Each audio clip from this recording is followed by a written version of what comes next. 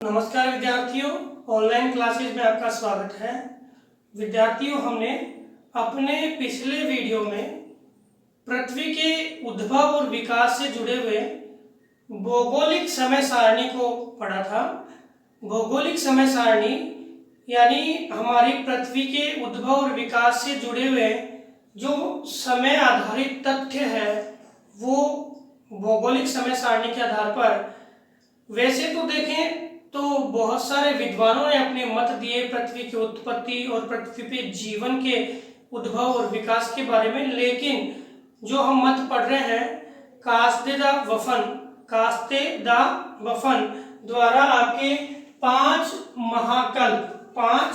महाकल्प जो है उन्होंने बताए, जिनमें हमने दो महाकल्प यानी एक तो आद्यकल्प जो 4.6 अरब वर्ष से लेकर और आपके 57 करोड़ वर्ष तक था। इसके बाद दूसरा जो महाकल्प था वो आपका था पुराजीवी, 57 करोड़ से आपके 24.5 करोड़ तक कौन सा था, पुराजीवी कल्प, जिसे हम प्रथम युग भी कहते हैं। क्या कहते हैं? प्रथम युग भी कहते हैं। अब पढ़ेंगे हम मध्यजीवी कल्प या दूसरे युग के बारे में, द्वितीय युग या सेकेंडरी एज या सेकेंडरी इपोच। ये जो आपका मेसोजोइक है ये 24.5 से 6.5 करोड़ वर्ष पुराना जो इसका समय है।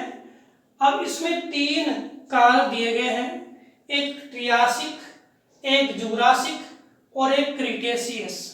एक ट्रियासिक, एक जूरासिक और एक क्रीटेशियस। देखो, ट्रियासिक, जूरासिक और क्रीटेशियस की बात में करूं तो सबसे पहले ट्रियासिक जो काल है 24.8 करोड़ से और 20.8 करोड़, लगभग 4 करोड़ वर्षों का यह काल है, जिसमें क्या रेंगने वाले जीवों का विकास हुआ। इस कारण इस युग को हम एज ऑफ रेप्टाइल्स बोलते हैं। क्या बोलते हैं? एज ऑफ रेप्टाइल्स यानी रेंगने वाले जीवों का काल। इस ही काल में आपके केकड़ा समूह की प्रजाति, जो केकड़ा समूह की प्रजाति है उसका क्या हुआ, उद्भव और विकास हुआ। साथ ही साथ स्तनधारी जो जीव है उनकी उत्पत्ति आपके कौन से काल में हुई? ट्रियासिक काल में हुई। कौन से काल में हुई? ट्रियासिक काल में हुई। इसके अतिरिक्त हम दूसरा जो काल देखते हैं द्वितीय युग का, वो है जुरासिक काल। ये है डायनासोर का काल। सब जानते हैं जुरासिक एज, आपके एक मूवी तो है जुरासिक काल या जुरासिक एज। तो जुरासिक जो एज है उसमें आपके डायनासोर है। डायनासोर क्या है? छिपकली की प्रजाति है जो क्या है आपके काफी बड़ा है और जो स्तन है वो इसका शरीर है और मुंह है काफी बड़ा है। ये उड़ने वाले भी होते हैं। तो ये 20.8 करोड़ से 14.4 करोड़ वर्ष इसका समय है। लगभग 6 करोड़ वर्ष का ये काल है जिसमें डायनासोर की उत्पत्ति हुई। साथ ही साथ इस काल में जलचर, नभचर और स्थलचर तीनों प्रजातियों का क्या हुआ? आविर्भाव हुआ। तीनों क्षेत्रों में रहने वाले जीवों का क्या हुआ? विकास हुआ। हम मान सकते हैं पृथ्वी पे जीवों का उत्पत्ति उद्भव विकास है वो आपके जुरासिक काल में एक चरम पे था। साथ ही साथ पुष्पयुक्त वनस्पतियों का भी क्या हुआ? विकास हुआ। अब इसके बाद मैं बात करूं क्रिटेशियस काल, जुरासिक का अंत, जुरासिक काल का अंत हुआ और जुरासिक के अंत के बाद क्या हुआ? क्रिटेशियस काल आया। ये 14.4 करोड़ से 6.5 करोड़, 14.4 करोड़ से 6.5 करोड़ वर्ष पहले कौन सा काल था? आपका क्रिटेशियस काल। देखो, डायनासोर की विलुप्ति का काल इसे माना जाता है। डायनासोर की विलुप्ति का काल इसे माना जाता है। कौन से काल को? क्रिटेशियस काल को। बड़े बड़े कछुए इसी काल में आ गए थे आपके जुरासिक में, और इससे पहले ट्रियासिक काल में कछुए आ गए थे। तो बड़े बड़े कछुओं का उद्भव और विकास इसी काल में हुआ। रॉकीज और एंडीज पर्वत श्रृंखला जो आरंभ है, रॉकीज एंडीज पर्वत श्रृंखला, वैसे तो आपके जो नेक्स्ट काल है, नेक्स्ट युग है टर्सरी युग। टर्सरी युग की चट्टानों में रॉकीज और एंडीज का निर्माण हुआ, लेकिन इसका उद्भव, इसकी उत्पत्ति का आरंभ वो कौन से में हो गया था? आपके क्रिटेशियस काल में ही हो गया था। दक्कन ट्रैप, जो भारत का दक्कन ट्रैप है, ज्वालामुखी उद्गार होने लगा और ज्वालामुखी उद्गार से हमारे भारत के दक्कन ट्रैप का निर्माण हुआ, दक्कन के पठार का निर्माण हुआ। अब इसके बारे में बात करें, डायनासोर की विलुप्ति कैसे हुई। देखो, इसके लिए बताया जाता है कि पृथ्वी पर अचानक इस काल में उल्कापात होने लगा। क्या होने लगा? उल्कापात होने लगा और पृथ्वी का ताप अचानक बढ़ने लगा। पृथ्वी का ताप अचानक क्या होगा? बढ़ने लगा। उस स्थिति में आपके जो बड़े जो पेड़ है, बड़े जीव है, वो क्या हो गए? नष्ट हो गए। बड़े पेड़ और बड़े जीव क्या हो गए? नष्ट। जो पोषण, अधिक पोषण की आवश्यकता जिसको है, वो क्या हो गए? नष्ट हो गए। और छोटे छोटे जीव है वो क्या है? बने रहे। छोटी छोटी वनस्पतियां है वो बनी रही पृथ्वी के अंदर। क्यों? क्योंकि उल्कापात के कारण। इसी कारण क्या है? डायनासोर की क्या होगी? विलुप्ति हो गई। किसकी विलुप्ति होगी? डायनासोर की। उल्कापात आदि के कारण क्या? डायनासोर की विलुप्ति होगी। और इसको प्रलय का काल, प्रलय का काल भी कहा जाता है। डायनासोर की विलुप्ति के बाद आपके जो नवीनतम युग आया उसको हम नवजीवी काल कहते हैं या तृतीय युग कहते हैं। नवजीवी कल्प या तृतीय युग कहते हैं। तो देखते हैं नवजीवी कल्प, मध्यजीवी कल्प के बाद अब हम देखते हैं नवजीवी कल्प। जो हमारा नवजीवी कल्प है उसको दो युगों में बांटा गया है, तृतीय युग और चतुर्थक युग। देखो, नवजीवी कल्प जो है उसको कहा जाता है कि नवजीवी कल्प प्राचीन जो इतिहास है पृथ्वी की उत्पत्ति का, उसका अंतिम कल्प माना जाता है। और हमने मध्यजीवी कल्प में पढ़ा डायनासोर का अंत एक तरह से प्रलय थी। एस्ट्रॉइड जो है यानी उल्कापात है वो काफी मात्रा में हो रहे थे, जिसके कारण पृथ्वी का जो ताप था उसमें परिवर्तन आया। उल्कापात में जलवाष्प काफी मात्रा में आई और पृथ्वी पर जो वर्षा की स्थिति है यानी बारिश है या जल स्रोत है उनमें वृद्धि हुई। और आपके जो क्रिटेशियस काल था उसके बाद आपके तापमान में धीरे धीरे गिरावट आने लगी। इस तृतीय कल्प में देखें तो पृथ्वी का तापमान अचानक गिर गया और इस दौरान कई क्षेत्रों में हिमयुग उत्पन्न हुए यानी हिमयुगों का आविर्भाव हुआ। ये हिमयुग है। इसके साथ साथ ही पृथ्वी के विभिन्न भागों में तापमान गिरने लगा और तापमान गिरने से जलवायु शीतल हुई तो कई प्रकार के जीवों की उत्पत्ति हुई। पहले जीव उत्पन्न हुए थे वो जीव सारे के सारे नवीनतम जलवायु आई तो वो जीव क्या हो गए? नष्ट हो गए। और नवीनतम जीव है वो क्या हुए? धीरे धीरे उत्पन्न होने लगे।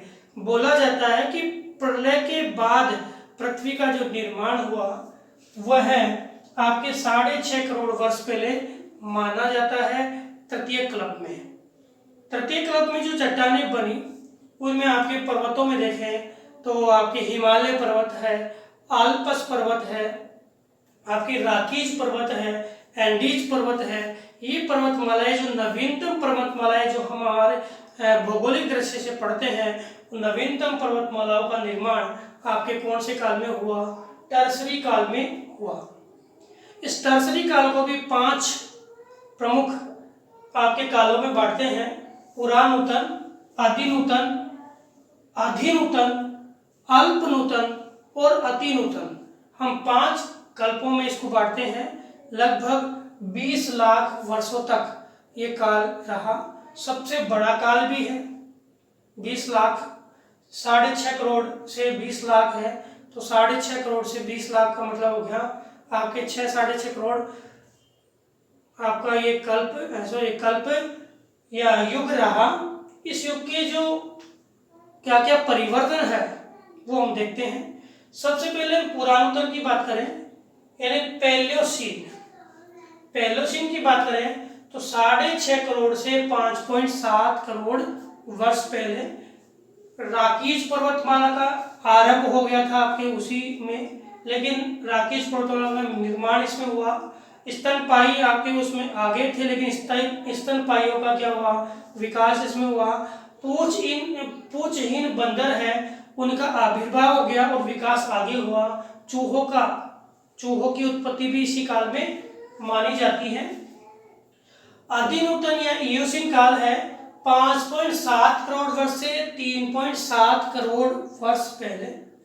दरारी उद्गार वाले ज्वालामुखी उत्पन्न हुए, जिसके कारण कई आपके पठारों का निर्माण हुआ। दरारी उद्गार वाले क्या करेंगे, पठारों का निर्माण करेंगे। और जो आपके जो क्रेटर जो आपके केंद्रीय उद्गार वाले ज्वालामुखी है, वो आपके पर्वतों का क्या करेंगे, निर्माण करेंगे। पुराने रेंगने वाले जीव, मैंने बोला कि जितने भी पुराने जीव थे, जो जलवायु परिवर्तन हो गई, अब जलवायु परिवर्तन हो गई तो पुराने जीव है वो क्या हो गए, धीरे धीरे नष्ट हो गए और नवीनतम जीवों की उत्पत्ति हुई। फल अन्न जो है उनके पौधों का जन्म हुआ। हाथी, घोड़ा, रेनोसेरस यानी गेंडा, सुअर के जो पूर्वज है, और प्राचीन बंदर जो गिब्बन जो म्यांमार में हुआ, उसकी उत्पत्ति आपके कौन से काल में, आदिनूतन काल में हुई। अब मैं बात करूं आदिनूतन यानी ओलिगोसीन काल। ये ओलिगोसीन काल में 3.7 करोड़ से 2.7 करोड़, लगभग ये भी 1 करोड़ का काल है, 1 करोड़ वर्ष तक रहा। और इसमें अल्पाइन पर्वत निर्माणकारी जो है, इस अल्पाइन पर्वत निर्माणकारी हलचलों में आपके हिमालय है, राकीज है, एंडीज है, अल्पाइन है, इन पर्वतमालाओं का क्या निर्माण हुआ। यानी आपके नवीनतम पर्वतमालाएं हैं, उसके दौरान क्या है, ये अल्पाइन पर्वत हलचलों के कारण निर्मित हुई। हिमालय की उत्पत्ति बताया मैंने अभी अल्पाइन पर्वतमाला में, वो भी इसी काल में हुई। साथ साथ बिल्ली है, कुत्ता है, भालू है, इसकी उत्पत्ति भी इसी काल में हुई। और मनुष्य के जो पूर्वज है उनका उत्पत्ति हो गई पहले, और उनका विकास भी इसी काल में हुआ। इसके बाद आपके 2 काल रह गए, एक तो कौन सा है, अल्पनूतन, और एक है अतिनूतन। अधिनूतन के बाद आपके जो 2 काल, हमने तृतीय युग में 5 काल के बारे में बताया। 5 कालों में आपके अल्पनूतन और अतिनूतन 2 काल आपके रह गए। अल्पनूतन काल को देखें तो मायोसीन युग या मायोसीन काल इसको बोलते हैं। 2.4 करोड़ वर्ष से 50 लाख वर्ष इसका काल है। हम बात करें कि इसमें क्या परिवर्तन आया, तो इसमें शार्क जो मछलियां हैं उनकी उत्पत्ति, या बड़ी जो मछलियां हैं उनकी उत्पत्ति इस काल में मानी जाती है। क्योंकि नवजीवन कल्प में जलीय क्षेत्र यानी महासागरीय भागों का विकास हुआ, और जो मत्स्य उत्पत्ति आपके इसमें चरम पे थी, और बड़ी मछलियों की उत्पत्ति इसमें हुई। जल पक्षी यानी हंस, बतख, इनका क्या आविर्भाव हुआ। साथ ही साथ हाथी का विकास भी हुआ। हमने पढ़ा था आदिनूतन जो काल था, अल्पाइन पर्वत जो निर्माणकारी हलचलें उसमें हुई थी, उसमें आपके महान हिमालय का निर्माण हुआ। और इसके बाद मध्य और लघु हिमालय है वो आपके अल्पनूतन यानी मायोसीन काल में बने। इसके बाद देखिए अतिनूतन काल, प्लायोसीन काल इसे बोलते हैं। प्लायोसीन काल 50 लाख से 20 लाख वर्ष पूर्व का काल है। समुद्रों में निरंतर अवसाद गिरने लगा, और समुद्रों में अवसाद गिरने से तटवर्ती प्रदेशों में आपके जो मैदान बनने लगे। यूरोप, मेसोपोटामिया जो नदियां हैं उनकी नदियों के समीपवर्ती भागों में, उत्तरी भारत, अमेरिका, इनमें मैदानों का निर्माण होने लगा। समुद्र में अवसाद जैसे गिरने लगे। अवसाद कहाँ से गिरेंगे, ऊपर से नहीं गिरेंगे, अवसाद गिरेंगे अपने ये जो स्थलीय भाग है उनसे बह करके अवसाद जाएंगे।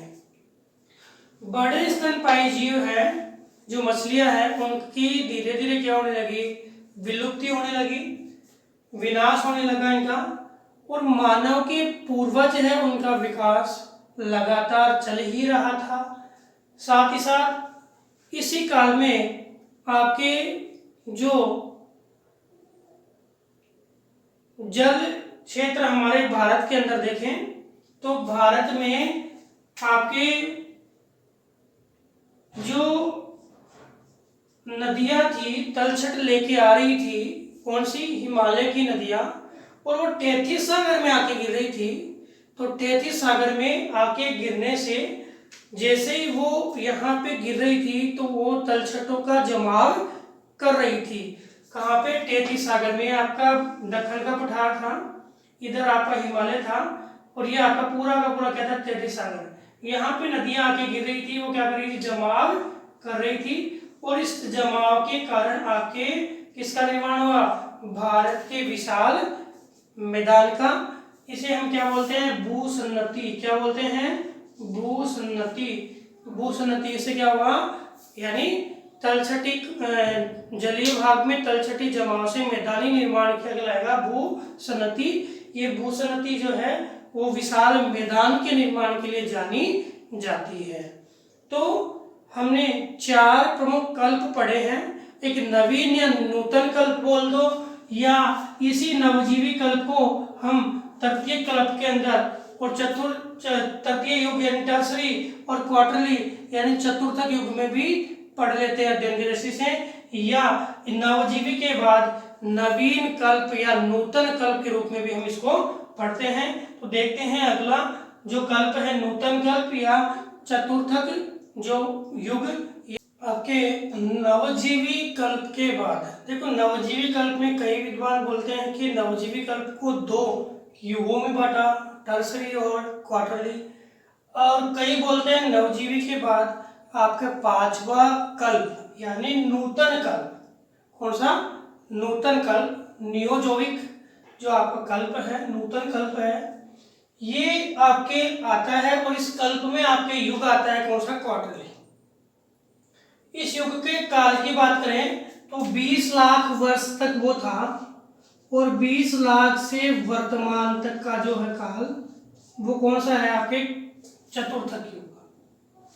चतुर्थक युग में 2 जो आपके काल है, एक तो प्लीस्टोसीन यानी अत्यंत नूतन, और एक होलोसीन यानी अभिनव काल। प्लीस्टोसीन काल जो है 20 लाख से 10 लाख हजार वर्ष पहले का काल है, और ये माना जाता है कि ये जो काल है वो आपके अमेरिका और यूरोप के लिए तो देखें हिम युगों का काल है, यानी इससे पहले हमने पढ़ा था तृतीय काल के अंतिम में अति नूतन में कि अचानक आपके क्या है, तापमान गिरने लगा था, और तापमान गिरने से डायनासोर जो हुए थे उसके बाद है तापमान गिरने लगा, और तापमान गिरने से इसी एज में, इस काल में आते आते यूरोप और अमेरिका में हिम युगों का रूप सामने आया। यूरोप में आपके 4 हिम युग आए, और साथ ही अमेरिका में भी आपके हिम युग आए, और हिम युगों के बीच में कुछ तापमान बढ़ा, उसको हम बोलते हैं अंतर हिम युग अवधि। क्या बोलते हैं, अंतर हिम युग अवधि। इसके बाद हम देखें इसी में पक्षियों का आविर्भाव हुआ। वे हमारे एशिया इन क्षेत्रों में यो हिम युग नहीं आए, कौन से में आए, जो उच्च अक्षांश वाले भाग थे वहां पे पक्षियों का आविर्भाव हुआ, पक्षियों की उत्पत्ति हुई, मानव और स्तनपायी जीवों का विकास इसमें हुआ। महान झीलवर्ती प्रदेश आपके 5 झील है, विश्व की सबसे बड़ी मीठे पानी की झील जिसका नाम क्या है, सुपीरियर, जो कहां पर है, अमेरिका में है, सुपीरियर है। और खारे पानी की बताइए कैस्पियन सागर है जो यूरोप एशिया के मध्य है। सुपीरियर के अलावा सुपीरियर है, मिशिगन है, हुरन है, सुपीरियर, मिशिगन, हुरन, इरी और ओंटेरियो, 5 जिले हैं। उन 5 जिलों का निर्माण हुआ अंतर हिमयुग के दौरान। इसके बाद हम बात करें होलोसीन या अभिनव काल 10,000 वर्ष से वर्तमान तक। इस काल में क्या हुआ कि यहाँ तापमान गिरा था, इस काल में धीरे धीरे तापमान बढ़ने लगा और तापमान बढ़ने से हिमयुगों का क्या हो गया, अंत हो गया। आधुनिक मानव की उत्पत्ति हुई और धीरे धीरे मानव है वो स्थल पर पशुपालन करने लगा। सागरीय क्षेत्रों में वर्तमान जीवों की उत्पत्ति हुई और धीरे धीरे मानव का वर्तमान प्रतिरूप सामने आने लगा, पशुपालन करने लगा। उससे पहले वो आपके आखेट कर रहा था, आखेट, पशुपालन, कृषि और वर्तमान में औद्योगिक क्रियाओं में भी मानव क्या हो गया, संलग्न हो गया। इस प्रकार आपके भौगोलिक समय सारणी के आधार पे हमने पढ़ा कि 13.7 अरब वर्ष पहले आपके ब्रह्मांड की उत्पत्ति हुई थी। फिर आपके तारे बने, तारों में एक तारा सूर्य भी था, सूर्य से ही आपके ग्रहों का निर्माण हुआ, उपग्रहों का निर्माण हुआ और उन्हीं ग्रहों में एक आपके पृथ्वी थी और पृथ्वी आरंभ में गैसीय गोला थी। धीरे धीरे 4.6 अरब वर्ष पहले इसकी उत्पत्ति हुई, धीरे धीरे ये ठंडी हुई, ठंडी होकर इसमें विभेदन क्रिया हुई, परतदार रूप में पृथ्वी का निर्माण हुआ। फिर ये ठंडी हुई तो इसमें आपके जलमंडल, स्थलमंडल, वायुमंडल इनका निर्माण हुआ। हमने ये पढ़ा था पिछले वीडियो में। तो स्थलमंडल, जलमंडल, वायुमंडल के निर्माण के बाद पृथ्वी में जैवमंडल की क्या हुई, उत्पत्ति हुई। एक कोशिकीय जीव आए, फिर एक कोशिकीय जीवों के साथ साथ शैवाल वगैरह आई, कार्बन डाइऑक्साइड आदि गैस आई और धीरे धीरे जलमंडल का विकास हुआ, वर्षा हुई तो जलमंडल के विकास के कारण जो भाग नीचे थे वो सामुद्रिक क्षेत्र बन गए, ऊपर वाले महाद्वीप बन गए। फिर सामुद्रिक क्षेत्रों में आपके सब रेंगने वाले जीव आए, रीढ़ की हड्डी वाले जीव आए, बिना रीढ़ की हड्डी वाले जीव आए। फिर वनस्पति का विकास हुआ समुद्रों में, फिर स्थलीय भाग में रेंगने वाले जीव आए, फिर वनस्पति, फिर डायनासोर आए, अंत हो गया। और नवीनतम जीव जो वर्तमान में है, नवीनतम वनस्पति है, उसका उद्भव या आविर्भाव या फिर उसका विकास हुआ प्राचीन कालीन मानव यानी पूंछहीन बंदर, फिर वनमानुष हमारे पूर्वज वो आए और साथ ही साथ आधुनिक मानव की उत्पत्ति भी हुई। इसी प्रकार आपके हिमयुग आए और कई सागरीय जीवों की उत्पत्ति हुई और कई स्थलीय जीवों की उत्पत्ति हुई, जल, स्थल, नभचर तीनों की उत्पत्ति हुई। तो इस प्रकार अलग अलग युग में जलवायु परिवर्तन के साथ साथ डायनासोर आया, डायनासोर चला गया, ये सारे जो काल है वो हमने इस भौगोलिक समय सारणी के आधार पे पढ़े हैं। विद्यार्थियों, आज हमने जो हमारे यूनिट थी सौर मंडल वाली, उस सौर मंडल से जुड़ी हुई यूनिट है उसको पढ़ा है। अगले वीडियो में हम नेक्स्ट चैप्टर के साथ और अगली यूनिट के साथ आपके अध्ययन को आगे बढ़ाएंगे। धन्यवाद।